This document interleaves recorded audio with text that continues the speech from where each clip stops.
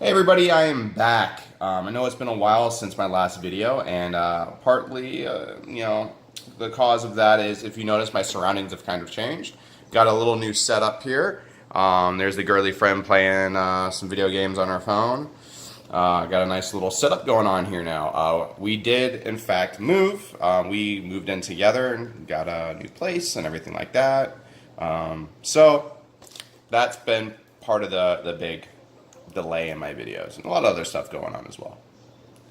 But today's video kind of focuses around a subject that you don't really hear me talk a lot about. I'm really not known for this subject. I'm really known for the use of dip pens or nibs or whatever you want to call them, quills, and my paper reviews, and my way too long videos, which I'm sure this is going to be one of them. They all are. But this topic is going to be talking about Fineliners or milli pens, multiliners, whatever you want to call them. I took a decent sample of what's on the market and kind of really compared them because it's not something I really did. There was really two brands that I used when starting off, and then a third option, which is something that I still prefer to this day. We'll talk about that at the end of the video. But I never really used these because, I don't know, something about the nib pen really, it's something that I really liked. Even when I wasn't good at using them, there's still something that I really wanted to learn and master. But everybody who gets into illustrating, whether or not they choose it as their tool for the long haul, but they always start off with a fine liner. It's no secret that these things are much easier to use and much more convenient than a nib. So I figured I'd be doing a decent number of people out there a disservice if I didn't do one of my 20-minute videos comparing the different brands and stuff on the market. So these are the pens I'll be talking about. The first one is going to be your average micron, which is probably the most popular one here, certainly the most well-known. The next one that I compared was made by Mitsubishi Pencil Company, known in America as Uniball, which is the Unipen Fine Line.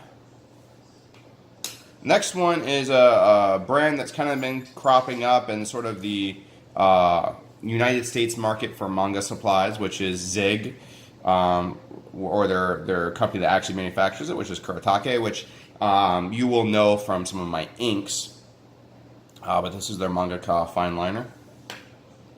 The next one you'll know as the brand of eraser that I really love. So I had really high hopes of this pen going in, which is the Tombow Mono Drawing Pen. The next one was one that was probably the one that I started off with, which is the Staedtler Pigment Liner. The one after that is one that I thought was the best for a long time, which was the Copic Multiliner. And I will preface this entire comparison by saying the reason I thought it was the best was because of the brand name. And the next is the LayPen Drawing Pen, technical style drawing pen. This is one I actually found out about. I didn't really have any experience with them, but I was in a Dick's Art, a Dick Blick art store, and saw them there and kind of tested them and was initially impressed. So I figured I'd throw them into this competition. That's actually what started this whole idea of comparing them, was because of my initial impressions of the LayPen. So let's talk about them now. There's a bunch of different things that I consider when buying art supplies, and certainly one of them is price. So that's going to be the first thing I talk about here.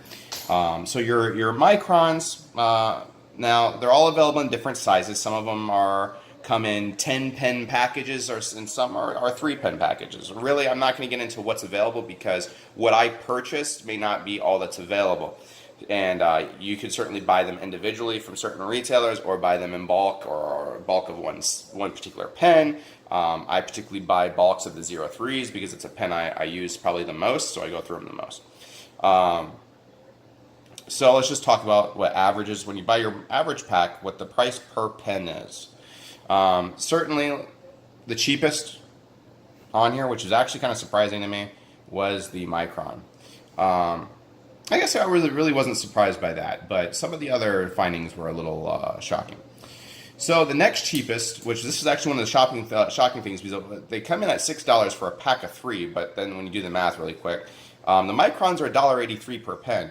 Well, obviously 3 pens for $6 is $2 per pen. for the Zig Mangaka. The next cheapest, coming in at $2.50 per pen, would be the Tombow mono drawing pen, and they're actually tied for. They come in at $2.30 for the Tombow drawing pen, and all these were purchased off Amazon, so that's where I'm getting my pricing from. They may be cheaper or more expensive depending on where you live and who you buy them from. The next cheapest, coming in at $2.43 per pen, is the Lay Pen drawing pen. The next one after that's a Staedtler pigment liner, which comes in at $2.50. Next one after that is the Unipen, coming in at $2.70. And then the most expensive one, not surprisingly, was the Copic Multiliner, coming in at almost $3 per pen, which is $2.86 per pen. So what I actually found out about that is, while I didn't know the Copics were going to be the most expensive and the Microns, just simply because of their market availability, were going to be the cheapest, where some of those fell in the rankings were actually kind of surprising, especially when we look at the final results. So overall, I did a water test and an alcohol test. Now, I didn't do them properly. Honestly, I should have waited like 24 hours for the ink to cure before doing these tests. I waited maybe 15 minutes, So the performance that I see right on that, I kind of have to gauge and kind of interpret the results to convey to you guys, because I'm not a scientist and I'm very impatient. And the results are pretty much based on what I'm seeing. Pretty much all of them are alcohol and water resistant, despite what some of them say on there. Some of them kind of don't hint at the fact they're waterproof. Like the Mono says it's just a water-based pigment ink marker.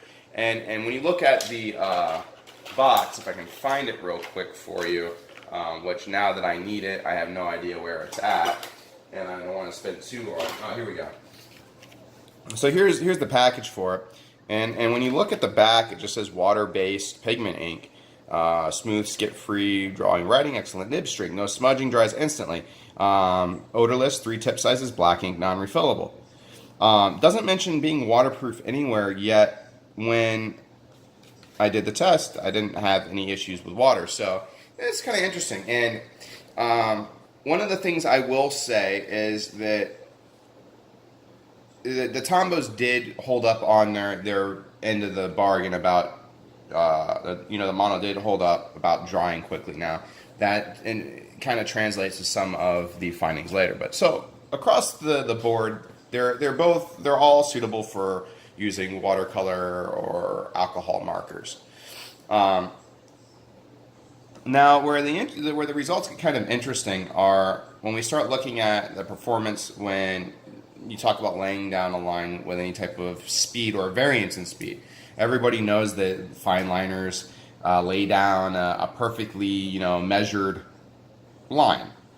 And the only way to really vary that is either by changing the angle that you hold the pen at or the speed at which you draw your line. Now, some of these actually had less than satisfactory results when drawing with any type of speed. Now, it's going to be really hard to really get a good look at some of these. But it's been a bit since I did this test. But overall, the Tombow kind of actually performed the worst at the speed thing, which was actually I was really hoping the Tombow ones would be the top performing one, simply based on how I love their erasers. They did have a good performance on other aspects of this test, but if you really want to lay your lines down super fast, the ink's not that dark when you do it like that. Other than that, the Zigs didn't perform that great. Neither did the Unipens, which is kind of saddening. But the worst, other than the Tombow, was actually the Copics. I don't know if you can actually see here. Let's see if I can try to get the camera to capture this. But the lighting I have here is kind of bad. But you can kind of see right there how the line started to separate a little bit.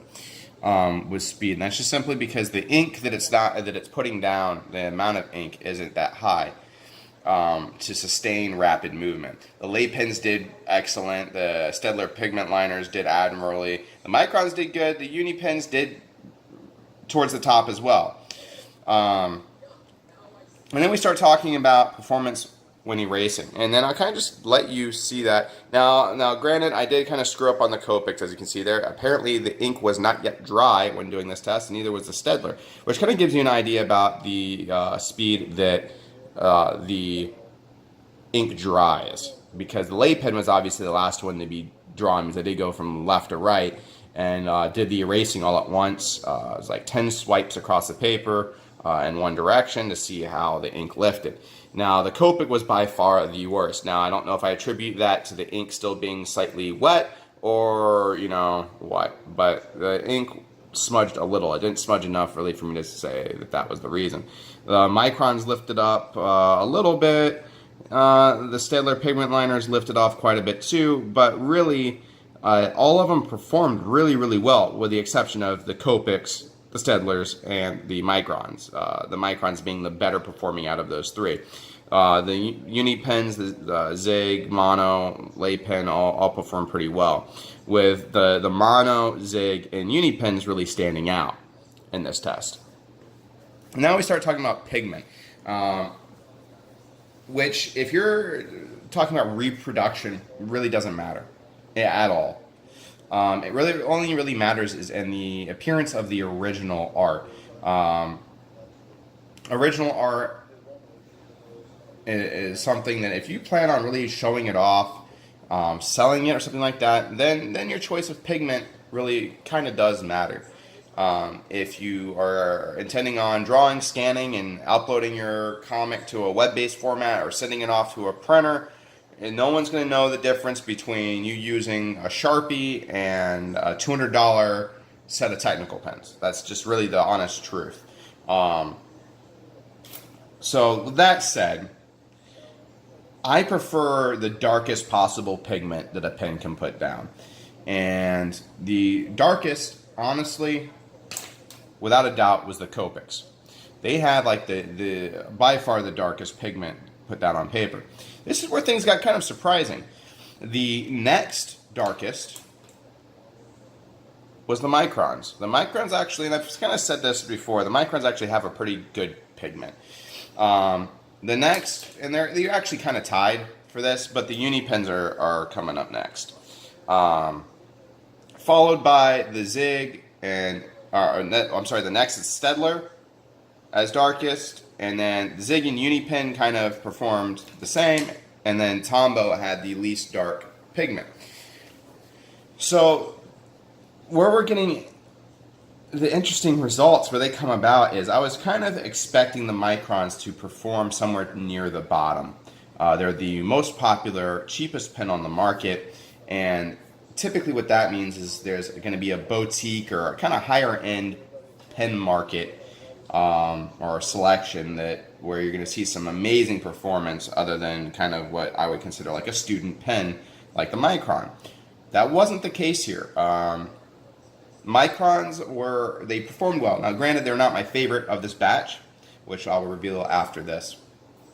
And then we'll just go back to what I said I was going to discuss before at the end, which I really don't know if it was in this take or the next take, but we'll get to that.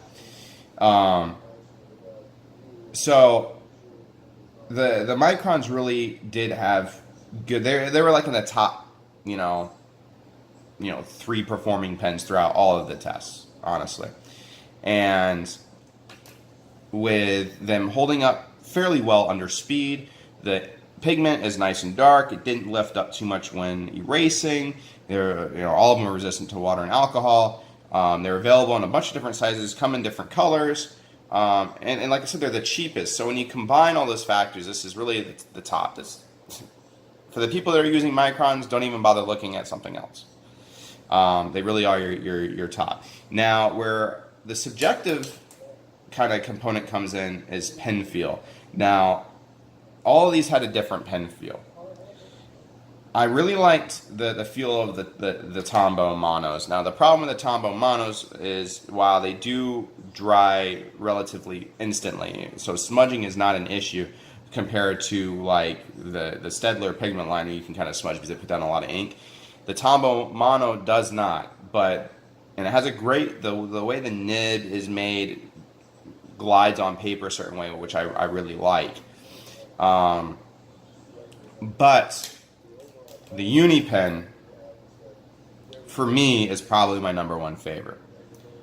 This will be my go-to after pretty much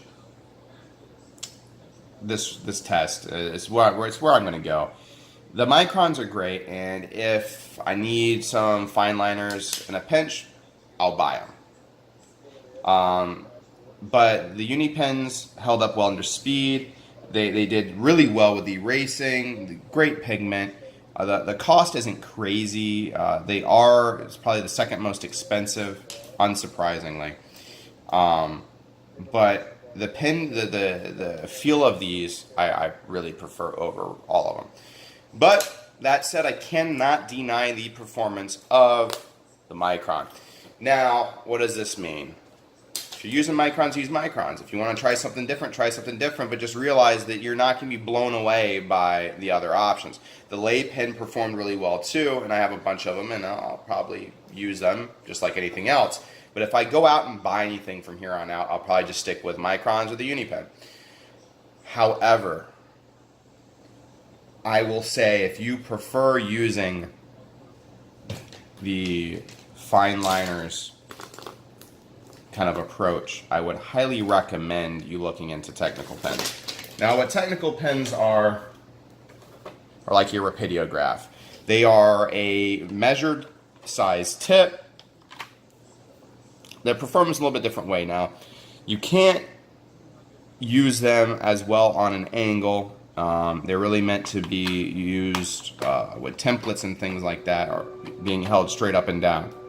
Now, where I like them more, obviously they're refillable, but I can also choose what ink I put in them, and then you're kind of talking about the performance of, I can use the same pen ink as on my nibs as in my technical pens, which is something that I do. So that's where I really prefer. That's where I see a big difference. They hold up better to fast speed. They tend to put down a different line. The line that they put down tends to be more like a nib, and that the ink is thicker and sits on top of the paper, similar to a nib. It becomes harder to distinguish the nib line from the technical pen line. It's just my preference, right? So that would be the next step. If you're kind of turned off by the micron performance, that would be your next logical step. You can buy them in sets of one pen for like $20 or something like that. That's where you would get your feet wet, right? You don't want to go in and buy a $200 set of pens or a $100 set of pens and then turn out you don't like the way they perform because you can't use them on an angle and stuff like that. But that's where we are. I was really surprised by the kind of uniformity of the way all of these performed. Pretty much any of these pens will do you well, but the microns being the cheapest and so easy to get, hey, stick with them, I guess. If anybody has any suggestions for another video or anything like that, any questions, comments, concerns, go ahead and leave them down below. And if you like the video, like the video. If you disliked it, dislike it. Anyway, everybody take care.